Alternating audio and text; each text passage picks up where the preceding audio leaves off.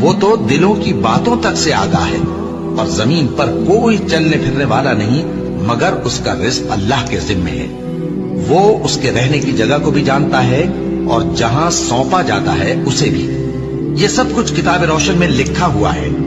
اور وہی تو ہے جس نے آسمانوں اور زمین کو 6 دن میں بنایا، اور اس وقت اس کا عرش پانی پر تھا۔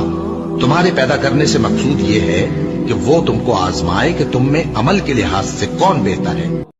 جب زمین بھونچال سے ہلا دی جائے گی اور زمین اپنے اندر کے بوجھ نکال پھینکے گی اور انسان کہے گا کہ اس کو کیا ہوا ہے، اس روز وہ اپنے حالات بیان کر دے گی، کیونکہ تمہارے پروردگار نے اس کو حکم بھیجا ہوگا۔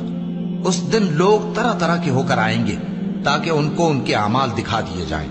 تو جس نے ذرہ بھر نیکی کی ہوگی وہ اس کو دیکھ لے گا، اور جس نے ذرہ بھر برائی کی ہوگی وہ اسے دیکھ لے گا۔